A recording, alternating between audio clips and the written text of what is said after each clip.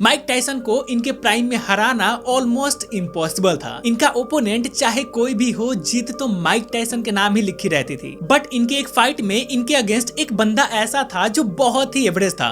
लोग मानकर बैठे थे कि ये माइक टायसन के सामने क्या ही कर पाएगा, एंड शायद वो भी हार ही जाता। पर उस मैच के पहले उसके साथ कुछ ऐसा हुआ कि अब उसके पास माइक टायसन को हराने के अलावा और कोई ऑप्शन था ही नहीं। मैं बात कर रहा हूँ जेम्स बस्टर डगलस की। 11 फरवरी 1990 टोक्यो में एक बॉक्सिंग मैच चल रहा था। माइक टायसन थे और माइक टायसन के सामने बस्टर डगलस थे। एंड जैसे कि हमें पता है कि माइक टायसन को उनके प्राइम में हराना इम्पॉसिबल था, इसलिए जैसे ही मैच शुरू हुआ माइक टायसन डगलस को दे पंच। इवन 8th राउंड में तो माइक टायसन ने डगलस को ऑलमोस्ट नॉकआउट ही कर दिया था। पर जैसे तैसे डगलस उठकर खड़े हुए, खुद को संभाले। एंड इस मैच को देखकर लोग सरप्राइज नहीं थे, बिकॉज लोग तो ये मानकर ही बैठे थे कि इस मैच में जीत तो माइक टायसन की होनी है। पर यहाँ पे सिक्का फ्लिप हो गया। 10th राउंड शुरू होते ही डगलस ने टायसन पे अटैक करना शुरू किए। 1 पंच, 2 पंच, 3 पंच, 4 पंच, और डगलस तब तक नहीं रुके जब तक टायसन नॉकआउट नहीं हो गए। और फाइनली उस दिन धरती पे कुछ ऐसा हो गया जिसकी किसी ने इमेजिनेशन भी नहीं की थी। माइक टायसन को डगलस ने हरा दिया। पर ये हुआ कैसे? तो